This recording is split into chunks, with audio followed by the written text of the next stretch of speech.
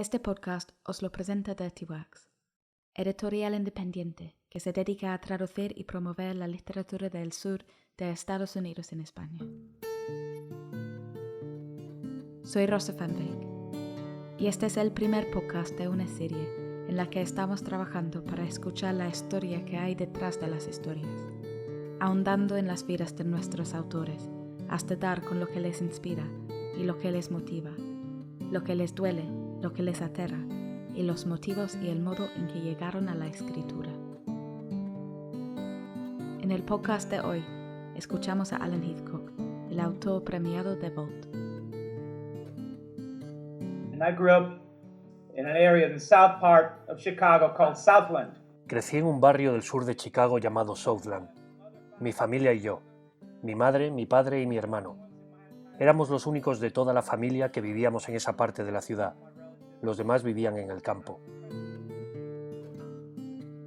Growing up in Chicago, Crecer en Chicago fue muy interesante, porque es un entorno muy urbano que enseguida se vuelve rural. Por ejemplo, una vez vi una pelea de bandas que se desató al borde de un maizal, algo que no se ve muy a menudo. I didn't realize it till later, but I was afraid all the time growing up. No fui consciente de ello hasta mucho más tarde, pero pasé miedo durante toda mi infancia. Me gusta mi formación. Por un lado no la cambiaría por nada, fui muy feliz. Tuve grandes amigos y guardo un montón de hermosos recuerdos de aquella época. De jugar a baloncesto, y me encantaba bailar. Escuchaba música, jugábamos partidos en los patios y nos pasábamos casi todo el día fuera de casa. Pero al mismo tiempo era aterrador. Siempre acechaba la posibilidad del peligro. Vi gente apaleada delante de mis narices, heridos de bala, por lo que por un lado se puede decir que tuve una experiencia urbana muy pobre, pero aún así muchos de mis mejores amigos son gente con la que crecí allí. Por otra parte, también pasé bastante tiempo en el campo, saliendo con mis primos, mis tías y mis tíos, un mundo completamente diferente para mí. Atrapábamos castores y cultivábamos ginseng en el bosque, y salíamos en busca de setas, al final de la primavera, cuando las setas empiezan a brotar. Salíamos a las granjas y al bosque al caer la noche, porque es de noche cuando se cazan mapaches. Coal mining, it was coal mining town, so there'd be dynamite blasts 4 times a day. Minas de carbón. Era un pueblo minero, así que había explosiones de dinamita unas 4 veces al día y todo el pueblo se sacudía. Así que creo que tuve una infancia interesante y no me di cuenta de que me estaba preparando para ser escritor por el hecho de no encajar del todo en ninguna parte. Por un lado vivía en ese ambiente urbano en el que quería a mis amigos, con quienes me llevaba muy bien, pero como era un chico blanco con la mitad de su familia en el campo, no acababa de encajar. Y luego, por supuesto, estaba lo de ir al campo a visitar a mi gente y ver cómo funcionaba allí la cultura, una cultura muy distinta. Una cultura, ya sabes, religiosa, pero también había armas y privaciones, y allí se me consideraba un chico de ciudad. Aunque creo que lo que todo eso me hizo fue liberarme, permitirme vivir en los extremos y ser un observador, mirar las cosas. No tenía que preocuparme por adaptarme, y aprendí a restarle valor a todo eso. Me interesaba más tratar de entender lo que estaba viendo. Esa fue más o menos mi formación. Ir de un lado al otro, de la ciudad al campo una y otra vez. Así me crié en Chicago y en Indiana.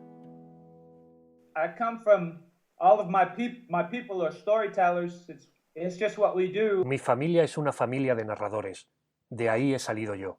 Es lo que hacemos. Cuando todos nos reunimos, nos sentamos formando un gran círculo y nos contamos historias. Hace un par de fines de semana estaba charlando con mi madre. Mi madre tenía una casa familiar, y allí era donde siempre nos quedábamos. Ella había vivido en una casita muy pequeña con 7 hermanos y hermanas, y me contaba que se despertaba por la noche y había una ventana a los pies de su cama, donde se le aparecía un guerrero indio que vigilaba su sueño. Y nos contaba todas esas historias, un montón de fantasmas, historias de indios Delaware, nativos americanos que en su día vivieron en aquel lugar y cuyos huesos estaban sepultados por todas partes. Y después nosotros, por supuesto, cuando íbamos a verla, nos quedábamos en aquella casa.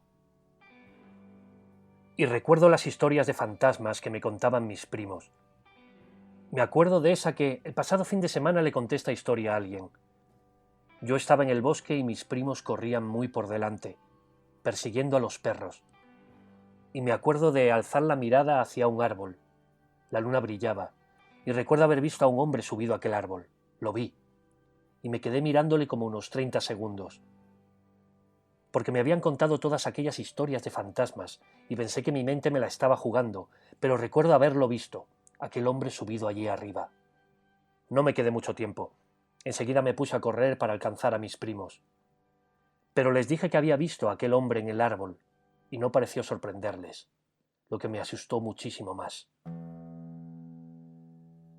From the time I was little, I just found that I needed to consume a lot of stories. Desde pequeño descubrí que necesitaba consumir un montón de historias. Es una parte importante de la cultura de mi familia. El modo en que nos comunicamos, cómo nos hacemos reír, nos encanta reír. Muchas de mis historias son muy oscuras y hablan de cosas que me aterran. Pero mi familia es muy divertida.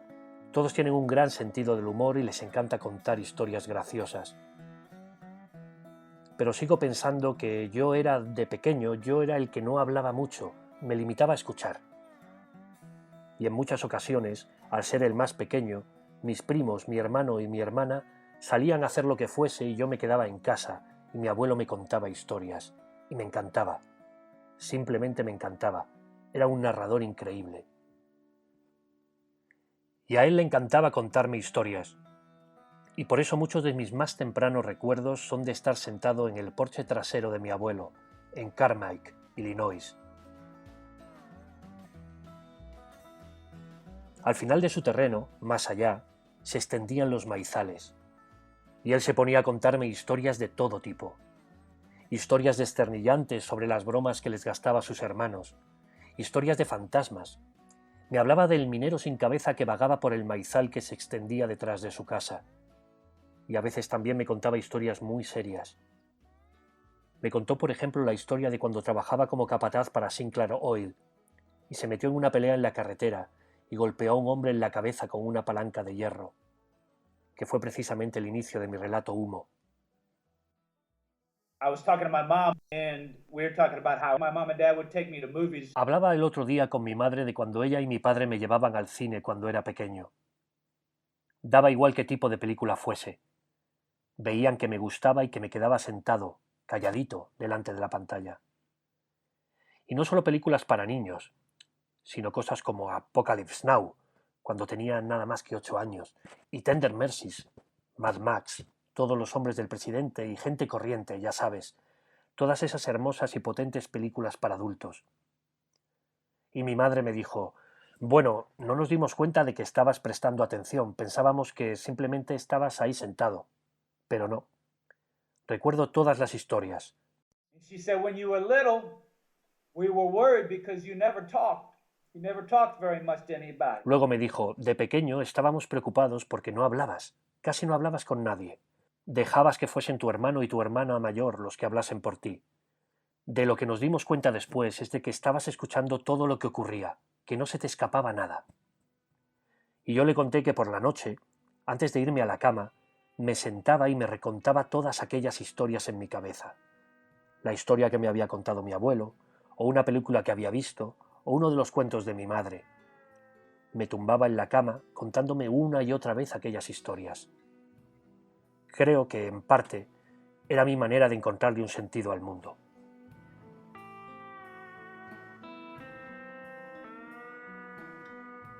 I think I could say that I was a pretty scared child. Pienso que se podría decir que fui un niño bastante asustadizo, y por motivos justificados. Pero me volví hacia las historias y comencé a interesarme por ellas porque me ayudaban a darle un sentido al mundo, me ayudaban a mantener una conversación conmigo mismo. Me reconfortaban. Incluso las películas más fuertes eran un consuelo. Creo que era una forma de encontrar consuelo y de intentar calmarme para conciliar el sueño. Y creo que por eso mismo sigo haciéndolo hoy. Por eso soy un consumidor de historias insaciable. Me veo más de 200 películas al año, leo 50 o 60 libros y escribo cada día.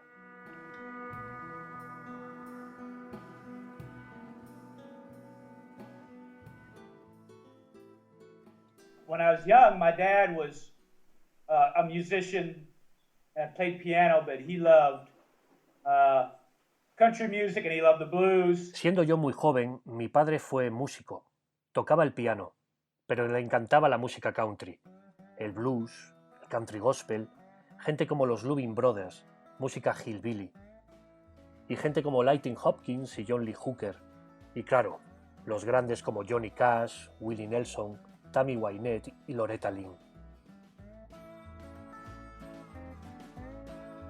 Nos llevaba a los clubs de blues de Chicago, porque vivíamos muy cerca de donde estaban, y él siempre decía algo así como, bueno, ya sabes, yo me haré cargo de mis hijos, y nos metía en aquellos clubs que por aquel entonces no sabía que eran aterradores, pero nos metía en aquellos garitos e íbamos a escuchar blues.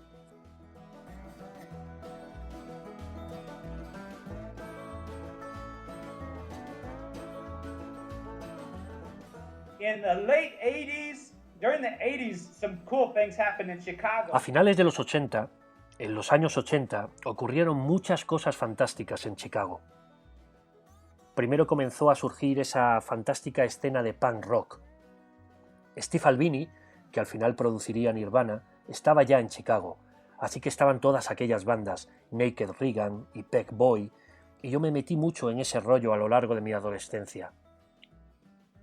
Y luego eclosionó esa especie de escena de country alternativo. Uncle Tupelo fue para mí una banda enorme, porque tenían la ética del punk rock, pero también incorporaban toda aquella música que había escuchado gracias a mi padre durante toda mi infancia.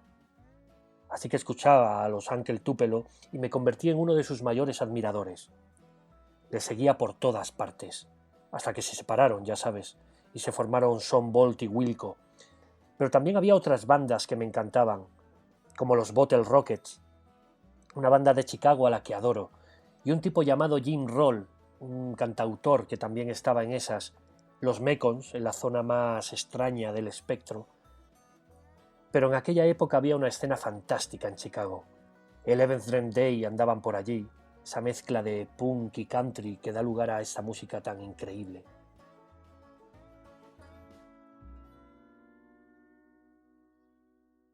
I moved out here for two reasons. Well, a few reasons. Me mudé aquí por dos razones. Bueno, por unas cuantas razones.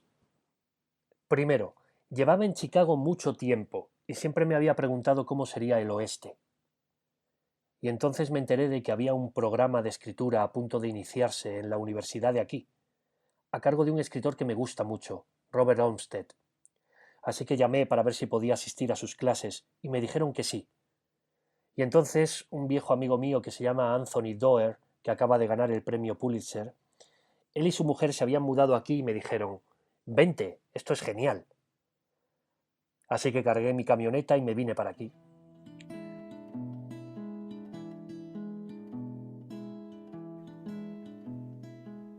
Well, Boise is, we're right at the foothills of mountains that eventually become the Rocky Mountains as they move to the east. Bueno, Boise es...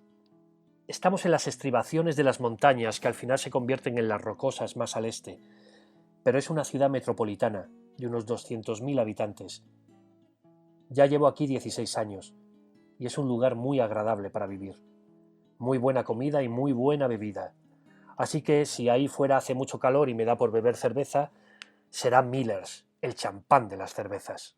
But people don't come ready for me to have a sense of humor, and I think that's justified. The book is not funny. La gente no se espera de mí que tenga sentido del humor, pero creo que tiene su lógica. El libro no es divertido, de tal forma que por lo general, cuando me entrevistan ni siquiera se plantean que pueden intentar pasárselo bien conmigo porque podría ofenderme o algo así. Esa ha sido una parte interesante de este proceso, porque mi persona pública, mis amigos, cuando salió Bolt, tengo amigos que dijeron, no puedo esperar a leerlo, apuesto a que será un descojone. Y luego fue como, ops, pues no, no lo es. Es una parte de mí distinta, pero tuve que acostumbrarme a ser conocido en América al igual que el libro, por ser, bueno, ya sabes, en Estados Unidos soy algo así como el príncipe de las tinieblas, lo que me resulta muy extraño, así que la gente suele ponerse muy nerviosa al conocerme, porque no sabe que en realidad soy un hombre muy agradable. Quiero a mis hijos, amo a mi mujer, me gusta tomarme un cóctel de vez en cuando. Y lo que más me gusta en el mundo es gastar bromas pesadas a mis amigos. Y eso es a lo que me dedico por la noche. Intento divertirme y reírme todo lo posible. Y me alegro de poder contar con esas dos cosas en mi vida. Así dispongo de un lugar para poner las cosas feas, para poder vivir luego mi vida con alegría y ser al mismo tiempo divertido.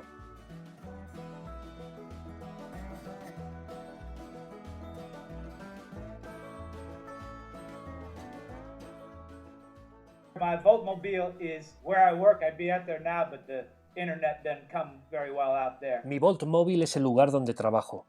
Ahora mismo tendría que estar ahí, pero no llega muy bien internet. Pero sí, está ahí fuera, al lado de la casa, en el camino de entrada, a la sombra de un árbol enorme. Es donde me meto para salir de este mundo y meterme en el otro. Es una caravana Roadrunner de 1967 que le compré a un policía estatal retirado. En su día fue un vehículo para vigilancias y seguimientos, para acechar a los criminales, y aún tiene todas las placas de esa época, de la Policía Estatal de Idaho. Tiene una madera preciosa, dentro todo es de madera. Y claro, con toda esa madera, para él era la niña de sus ojos. De hecho, se puso a llorar cuando me la llevé. Es como una de esas historias del viejo oeste, como una canción country. El tipo se había casado y él y su esposa se iban a mudar, por lo que tenía que deshacerse de su perro y de su caravana. Y la verdad es que yo me sentí fatal por aquel hombre. Era un auténtico caballero, un anciano, y literalmente se le inundaron los ojos de lágrimas. Pero el caso es que me llevé la caravana y fue como, ok, ya me largo de aquí, tío, buena suerte. Pero es increíble. Tengo una fotografía de Robert Mitchum en el papel del predicador. Yeah, love, hate. Sí, amor, odio, amor, odio. Está encima de mi cabeza, mirándome mientras trabajo. La zona del fregadero es de madera áspera y mi mujer me dijo, deberías hacer un decoupage, hacer como un collage barnizado. Así que me puse a recortar páginas de libros, de mis libros favoritos, y las pegué por toda la pared, de manera que cada vez que voy a beber agua tengo que enfrentarme a, no sé, la última página de La muerte de James Joyce, o una página de La oscuridad exterior de Cormac McCarthy, o algo de Flannery O'Connor, El río. Y todas esas páginas y todas esas palabras me miran. Es para que de algún modo me inspiren, un desafío al mismo tiempo.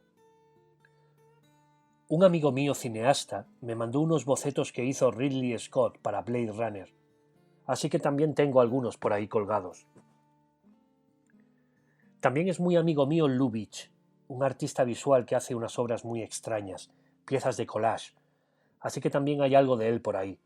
Y luego un montón de cosas estrambóticas, fotos del Bigfoot, una fotografía de Paul Newman pateándole a un tío la entrepierna, una de Johnny Cash, la famosa, en la que le sale haciendo la peineta a la gente, y bueno, un montón de cosas de esas. Es lo que me permite entrar en el mundo de mi imaginación.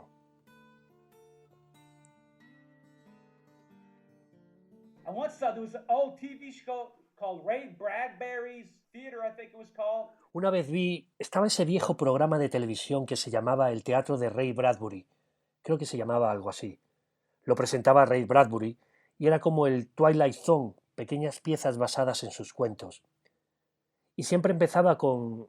Bueno, veías a Ray Bradbury en su despacho, un despacho súper desordenado, lleno de cosas extrañas, como muñecos raros, estatuillas, fotografías, y eso siempre me impresionaba y era como, joder tío, yo quiero tener mi propio despacho Bradbury, lleno de cosas extravagantes, un lugar en el que cuando la gente entra se siente incómoda de lo raro que es, pero en el que cuando entro yo es como saltar al interior de mi mente. Eso es el Voltmobile.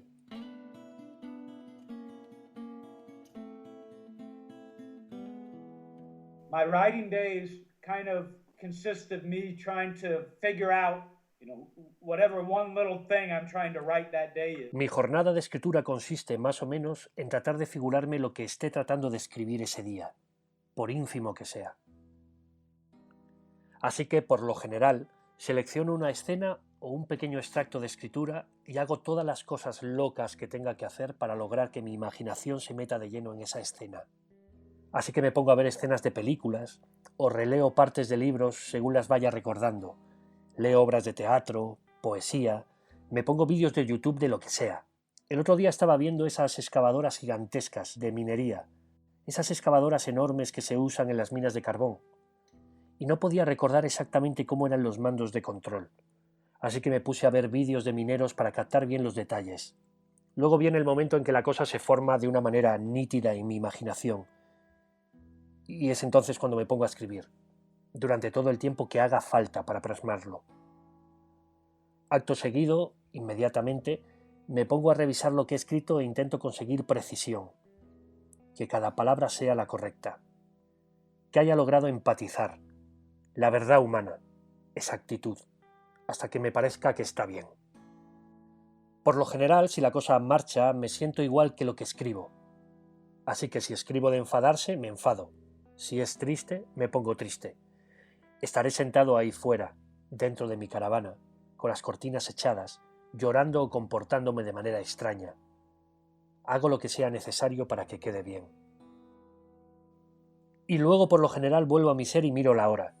Así que si estoy escribiendo algo muy fuerte, digamos que algo triste o muy violento, entonces lo dejo y me doy al menos media hora o una hora antes de ir a recoger a mis hijas al colegio. Después suelo chequear el Facebook, o me doy una ducha, o salgo a dar una vuelta o algo así.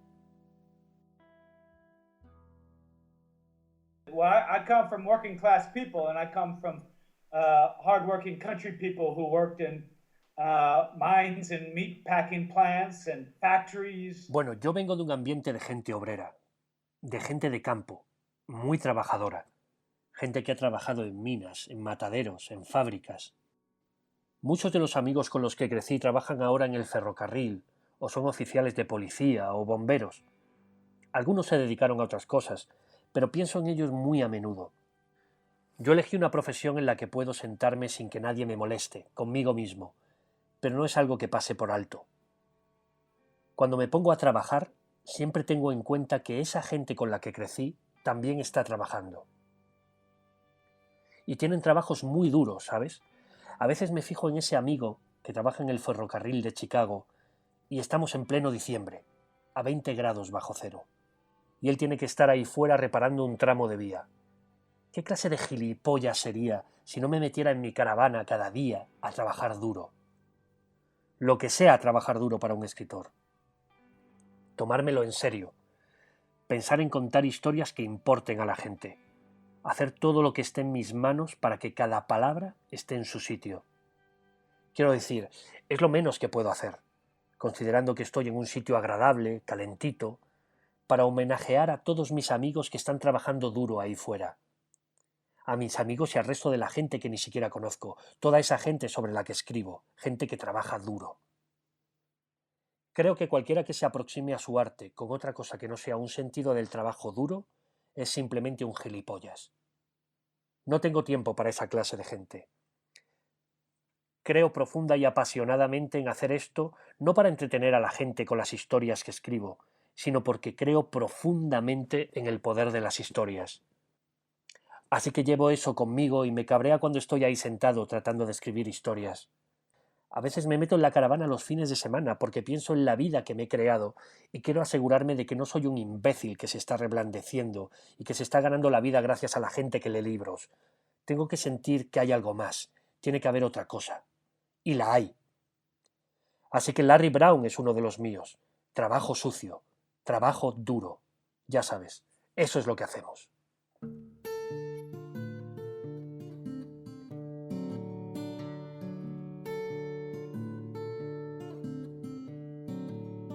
Pues este ha sido Alan Heathcock. Nuestra edición de Vault está disponible en todas las buenas librerías. También puedes adquirir tu ejemplar en nuestra web, dirtyworkseditorial.com.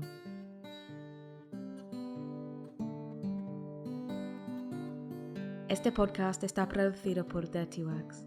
En la dirección, yo misma. Música extraída del documental American Wack, compuesto por Audience y producido por Verde Producción. Voz y narración de Javier Lucini. Especiales agradecimientos a Marta Velasco, Tomás Cobos, Nan Illustration y UDL Libros. Recordad que podéis escuchar nuestros podcasts en iTunes, SoundCloud o en dirtyworkseditorial.com. Para mantenerte al día con lo último de Dirty Works, únete a nuestras páginas de Facebook, Twitter e Instagram. También puedes apuntarte en nuestra newsletter.